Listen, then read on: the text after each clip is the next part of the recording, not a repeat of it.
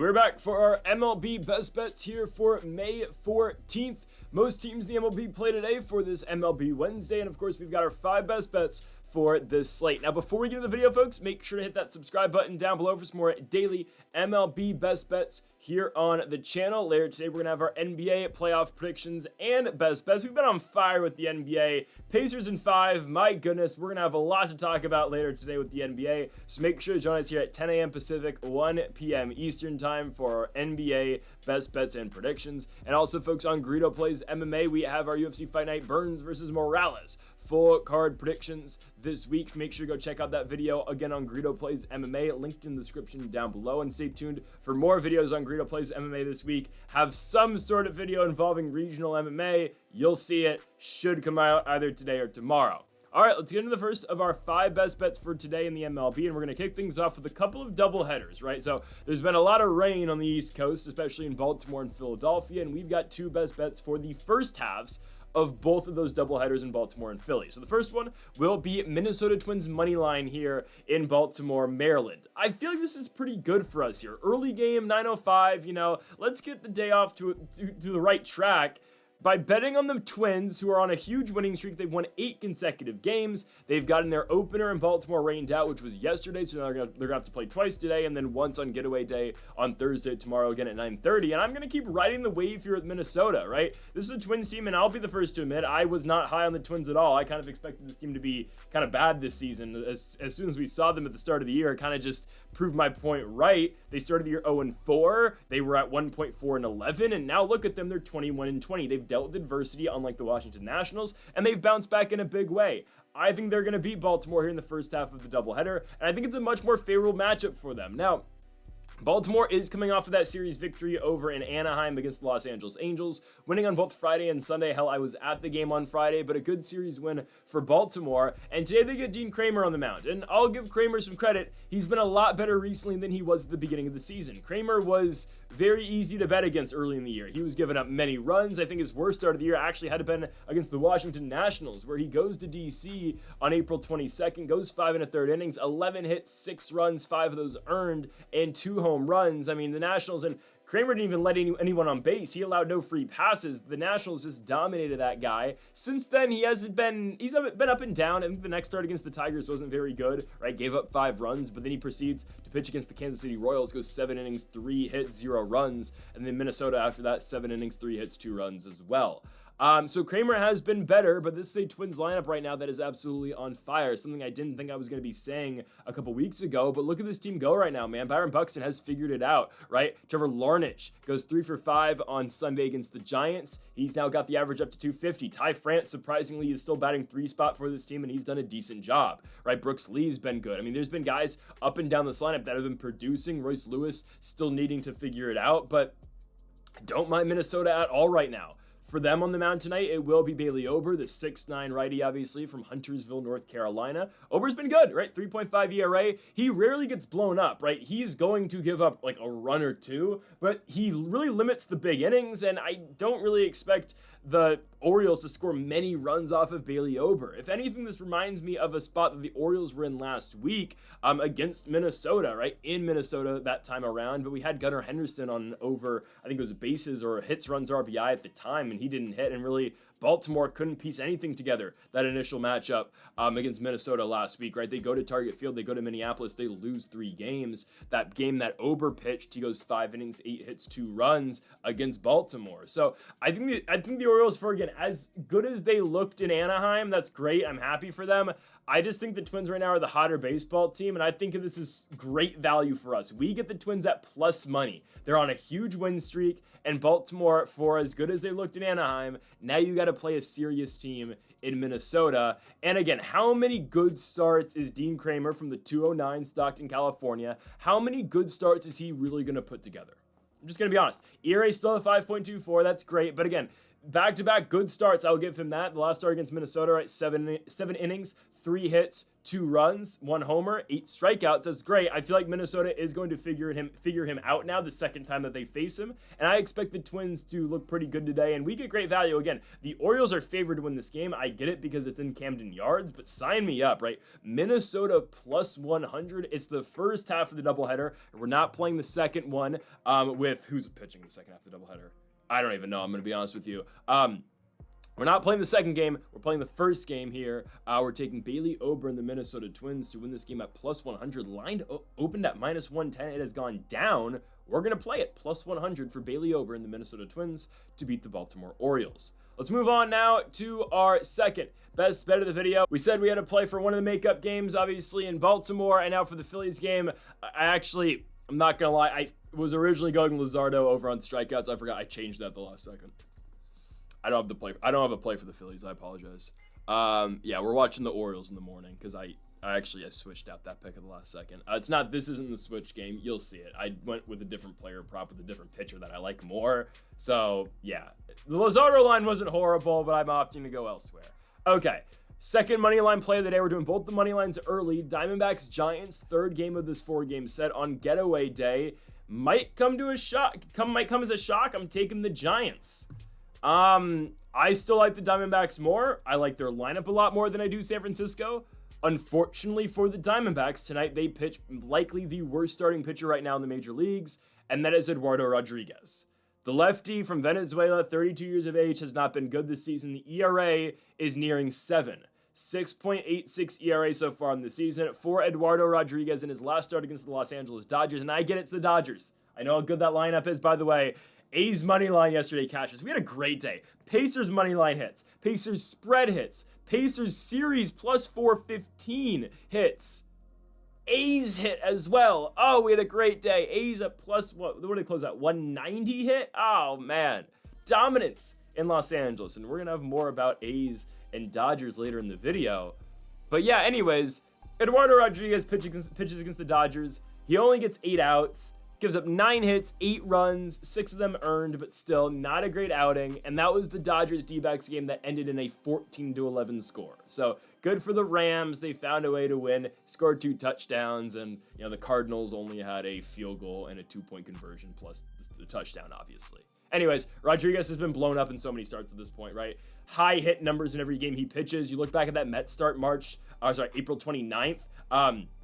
Where he goes 4 innings, 9 hits, 8 runs. Like, again, just not a good start for Rodriguez at all. You look at that Rays start, does go 6 2/3, still gives up 4 hits. Against the Marlins, again, only gives up 3 runs, but at the same time, it gives up 10 hits in that one.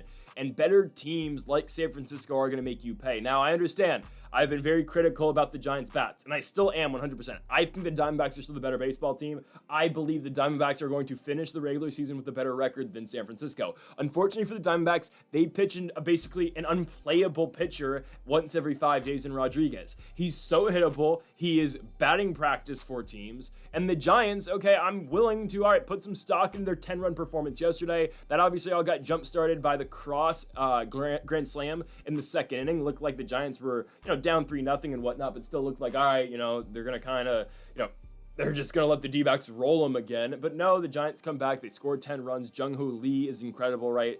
3-run shot in the bottom of the 8th inning to really sink the dagger in. I'm in that game at Oracle Park, and Willie Adames went yard as well with the 2-run jack, right? The Giants looked better yesterday, and that's against the pitcher in Brandon Pfaadt, who I don't think's all that horrible, right?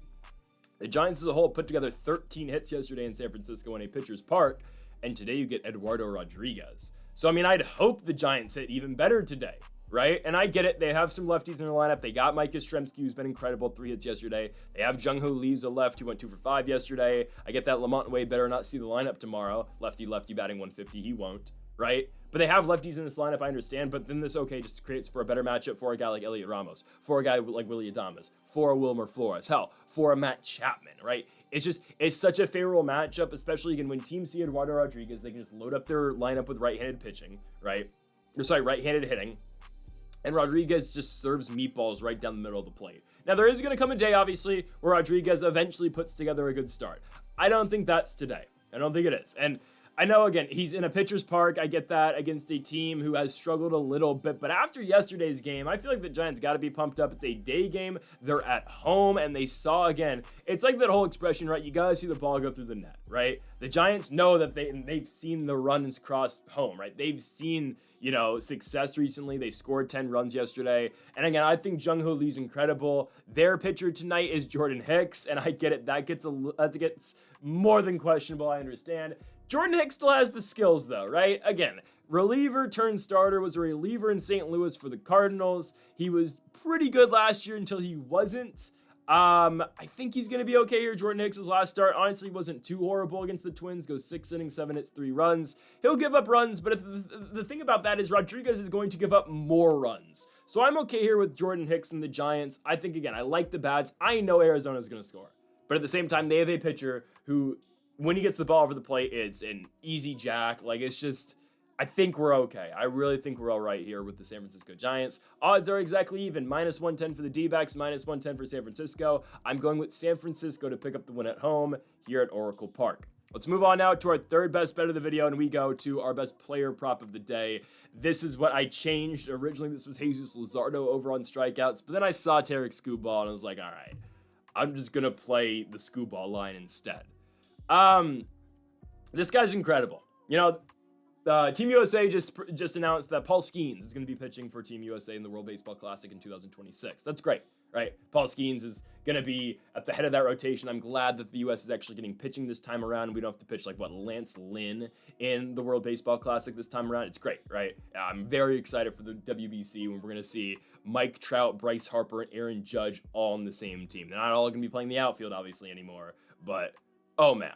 I mean, this team, they're going to be nasty, man. They're going to be nasty. Gunnar Henderson in the infield. Oh, man. Who's going to be the catcher? Adley? Cal Raleigh, maybe? I don't know. This team's going to be gross, and I'm so excited. Again, nothing against Japan, but we got to get our revenge, right? We cannot let Japan beat us back-to-back WBCs, all right? Anyways, Tarik Skubal is a guy who should be in the World Baseball Classic, and that should be an any day thing. All right, Tarik Skubal from Hayward, California, he's in. Because this guy is possibly the best left-handed pitcher in the MLB. He's incredible. What this guy does, Cy Young last season, this year, 2 ERA, and the strikeout numbers are way up. Now, he doesn't lead the MLB in strikeouts because leading the MLB in strikeouts isn't for everybody, right? It's not. That's only for Mackenzie Gore with 75, and yet his team is 9 games under 500. I will talk about that in a few moments. But Tarik Skubal, we can rely on to go out there and get us outs, and that's, again, with strikeouts. The line today for Skubal is 7.5, so I'm going to say sign me up. Yesterday, we had a strikeout line with Mike Soroka, revenge game against his former team, the Atlanta Braves, and he pitched 4 innings, had 4 strikeouts in 4 innings. Pitch count was fairly low, and his manager, Davey Martinez, took him out going into the 5th inning. It's ridiculous. It is. He only gave up 3 runs and they pull him. I don't understand. Anyways, Skubal today gets a lineup. Obviously with the Boston Red Sox. They are pitching Hunter Dobbins today. Doesn't matter. I mean, I really think it doesn't really matter who Skubal is facing, right? He's going to find ways to get Ks. He's just going to, right? This guy's going to go out there. He's going to get strikeouts and he will be fine. And yesterday the Red Sox, 33, so yeah, 15 of their 33 outs were strikeouts. They played extras. They lost in 12, obviously, to the Sox. But, I mean, Devers struck out 3 times. Duran struck out 2 times. Bregman twice. Abreu twice. Narvaez twice. This is a team that's going to strike out. Now you put them against the best pitcher, one of the best strikeout pitchers in the entire league, Tarik Skubal. Yeah, this is dangerous for the Red Sox. I think Skubal is going to wipe them up today. I think he goes over 7.5 strikeouts. I think we're okay here. Real quick, I got to talk about Javier Baez. I'm so happy for Baez. I really am. Guys, baseball is better when Javier Baez is playing at an elite level. It just is. Baez now batting .320 yesterday. 2 huge home runs. Obviously, the last one being a walk-off 3-run shot to put the Tigers up 10-9 and win that game for them.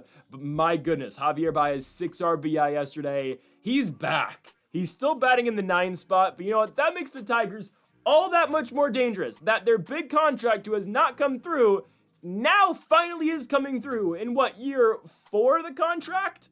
Crazy. Looked at as one of the worst deals in all of baseball. Javier Baez has come through. And can I say that he'll probably be an all-star this season? I know, we're still only 40-something games in the year. But baseball's better when Javier Baez is good at baseball.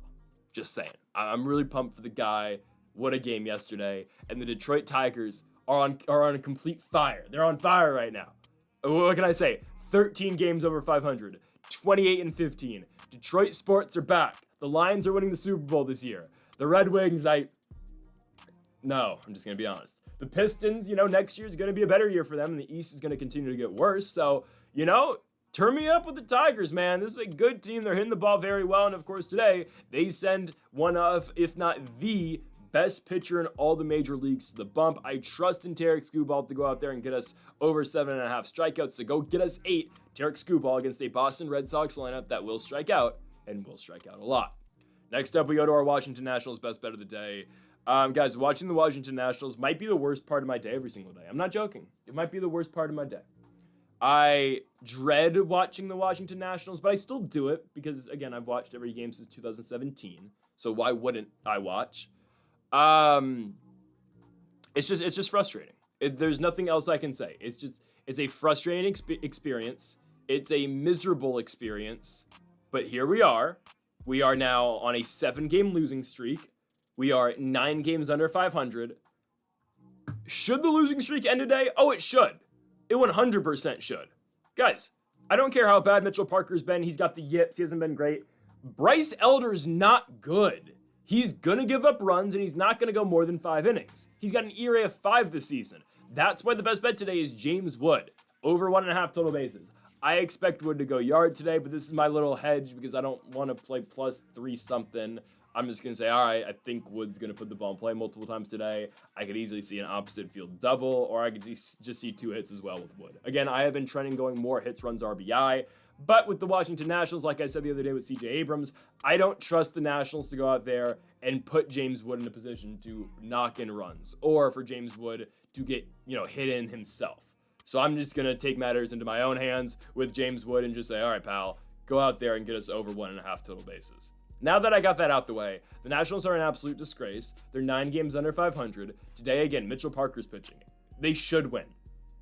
I don't care if Parker's been bad. They should win this game. Bryce Elder, like I mentioned earlier, is not that great of a pitcher. He will rarely go over 5 innings. Like from what I've seen at Elder this year, he will not go more than 5. And if he does, he's usually not very good because once he is seen for the 3rd time around the order, then guys start mashing him, right? So I think the Nats should win, but I said this a long time ago, and I'm glad I said this too. Like last week, game 2 or game 3 of the losing streak, I said, all right, I'm done playing Nationals money line for the foreseeable future. And good thing I did, because they have not won a game since May 6th, the first half of the doubleheader against Cleveland, which we had them to win, by the way, that game. Electric game. The Nationals scored 10 runs. Since then, they have not won a baseball game. Nothing will ever change. And Davey's already checked out. Davey's more than checked out. Guys, I knew we probably weren't winning yesterday, but it's a 5-2 game, top 9, 2 outs. Josh Bell, hell froze over. Josh Bell with 2 outs keeps the game alive, hits one into right field. Okay, Dylan Cruz comes up. It's a 3-2 pitch, and the ball's not even close to the strike zone. It is elevated. It is about at his chest. Umpire calls strike 3. Okay, you want to get out of there. Davey doesn't say a damn thing. Davey stays in the dugout, gives a blank stare out in the distance, and oh no, we just lose again. We still got 2 more games to play in Atlanta. Say something. I miss the old Davey who'd say something, lose his shit, throw everything and anything possible, and make a statement for the next 2 games of this series. Your team is 9 games under 500. This is the worst start you have had since 2019, and we won the World Series that year. Well, this team doesn't have Juan Soto, Rendon, Scherzer, Strasburg, Turner. They don't have that, okay? This team's not bouncing back from 12 games under 500. I know, guys, the season's already lost. The season is already lost. We're 9 games under 500. Get ready for Mackenzie Gore to get offers. Just wait for teams until they start calling for Gore. Wait for teams. Nathaniel Lowe's gone. All right. Luis Garcia probably gone as well. This is about the time where, okay, is he going to get extended? Is he not? No, Garcia's going to be gone. Kyle Finnegan's going to be gone. It's going to be complete. They're gonna clean house to the deadline again, and they'll keep the young pieces for now. Again, guys, don't be surprised if Gore gets moved. I'm not even joking. Don't be surprised. But like Wood, Cruz, Abrams probably stays. I'm just saying, if they get the right price for Gore, I think they're gonna move him, unfortunately. I hate being a Nationals fan, but it is what it is. This is the life I chose. So, yeah, again, we are not even going to sweat this today. Nationals money line, for as much as I am tempted to take it, I'm not going to lie, just with Bryce Elder on the bump. I don't trust Mitchell Parker to get us a victory. And guys, it gets so much better tomorrow because Trevor Williams and his 86-mile-an-hour fastball pitches tomorrow against AJ Smith-Shawver and the Braves. Yeah, we're not win. If we don't win on Friday with Mackenzie Gore on the bump in Baltimore against Kyle Gibson, some crazy things are going to happen here on the channel. Okay, if the Nationals losing streak extends past May 16th, I don't know what I will do. I don't know. I don't know. Maybe I'll go to Baltimore for no reason. Maybe I'll do that. Maybe I'll take a trip to Baltimore by myself and just sit in a hotel room for 4 days and just go right back. I don't know if I can do that, but I don't know. Yeah, that might be difficult. Anyways, yeah, James Wood over 1.5 total bases. Let's move on. Our last bet of the day is our daily NRFI of the day. Los Angeles Dodgers, Sacramento Athletics. Shout out to the A's, man. Shout out to the A's. Yesterday, game didn't go entirely how I thought it was going to go. I thought the A's were going to win a competitive one, but we'll take an 11-1 blowout. We need to start having that conversation about Jacob Wilson. We really do. How good is Jacob Wilson really? Because right now, he's looking elite. He looks like an all-star. Batting .363 yesterday, 4 hits, 2 home runs in Dodger Stadium. Not a guy really known for his power, but man, it looked great yesterday. You know, Dallas Braden says all the time, you know, you can't get a ball past him because he's got such a great contact swing. Again, I compare him kind of to Steven Kwan a little bit. But this is a guy who's extremely tough to strike out. He's always putting the ball in play, and he's a rookie. Now, he struggled a little bit last year. I know he was injured, obviously. He got injured very quickly. But I didn't think Jacob Wilson was going to be this good. I thought he was going to be good. I did not think he was going to be this damn good.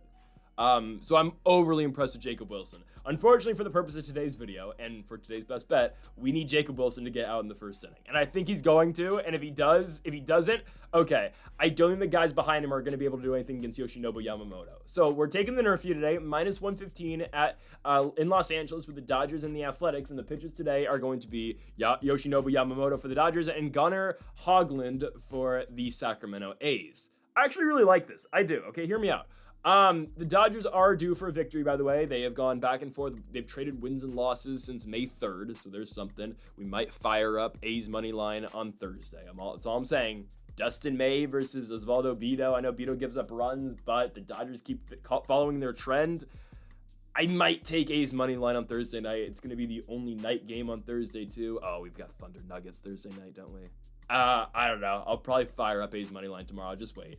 Anyways, the 2 pitchers tonight I like, right? Yoshinobu Yamamoto right now. I saw the MLB dropped their, Cy Young award race, right? And right now Yamamoto's number 1, and he should be, right? I mean, this guy's been having a phenomenal year. Last start, his worst start against the Diamondbacks, right? 5 innings, 6 hits, 5 runs, but still ERA's at 1.8. It was at like 1, maybe less prior to that D-back start. I expect him to bounce back in a big way, and I expect him to get the 3 outs early against the Athletics. Again, I don't know if he can pitch to Jacob Wilson just because of how good that guy is, but beyond Jacob Wilson, as long as Wilson doesn't take Yamamoto yard, I think he's going to be able to get Soderstrom, who's been struggling recently, Brent Rooker, who, again, righty, I think Yoshinobu is going to be okay, and then Shea Langley, who's in the 4. I like the A's a lot, but against a guy like Yamamoto, I am going to side with the pitcher, obviously, in Yoshinobu. Now, Gunnar Hoglund has been good so far this year, right? Has only made 2 starts, but has looked pretty good in those 2 starts. First start in Miami at Lone Depot Park against the Marlins. Goes 6 innings, 6 hits, 1 run. And that 1 run was a home run. It was a solo shot. Second start back in Sacramento against the Mariners. 5 1/3, 5 hits, 2 runs. Not a bad start at all. What Hoglund does, which I like, he's not going to walk you, right? I mean, in 2 starts so far and in 11 1/3 innings, he's walked 1 batter. So he rarely gives out free passes. He's going to go out there. He's going to pitch right at you, and he's going to force you again to put the ball over the fence. I'm just going to be honest. All right, well, he's going to force you to put the ball in play. Oh, that's a better example of that. I think the Marlins, again, the Marlins hit a home run off him. The Mariners did not. Obviously, again, taking NRFIs against the Los Angeles Dodgers does get difficult just because the guys at the top of the lineup, but, they didn't score yesterday until the 3rd inning, right? I understand Ohtani's great bets, right? Will Smith hits better against righties. He's got inverse splits. Freddie Freeman's great as well. I mean, that's a very tough 1, 2, 3, 4, right? Ohtani batting .302. Betts 267, but you know how good that guy is. Smith batting .330, and Freeman batting .366. But sometimes, guys, that's the price you got to pay for a minus 115 NRFI line, okay? Sometimes you got to risk it for the biscuit, and we're doing exactly that today. I'm willing to play this line because I know Yamamoto is going to get us the outs. I firmly believe that. And Hoagland, I know we're going to get the outs with Yamamoto. So I'm willing to go a little bit of a risk here with Gunnar Hoagland. And honestly, again, the A's playing off the momentum they picked up yesterday. This is a team, by the way, guys, in the Athletics who are 2 games over 500. They're 22-20, right? They got into their rebuild after the Nationals got into the rebuild, and now here are the A's, and the Nats are still stuck in, you know, in just, I don't know, in horrible, just, words can't describe my disappointment. Anyways, right, the A's, they're playing with some momentum. I believe Hoagland's going to go out here and get us some outs. I know they're difficult outs, but I think he can do it. And again, I'm willing to play this because I know Yamamoto is going to come out there unscathed. So give me the NRFI here in Los Angeles between the Los Angeles Dodgers and the Sacramento Athletics with Yoshinobu Yamamoto and Gunnar Hoagland at -115. So folks, thank y'all for watching our MLB Best Bets here for May 14th. If you haven't yet though, make sure to hit that subscribe button down below for more. Make sure to leave a like. If you did enjoy the video, make sure to comment if you do disagree with any of the picks. We'll be back tomorrow for more daily MLB Best Bets with our NBA predictions and best bets posted later today as well. Folks, thank y'all for watching.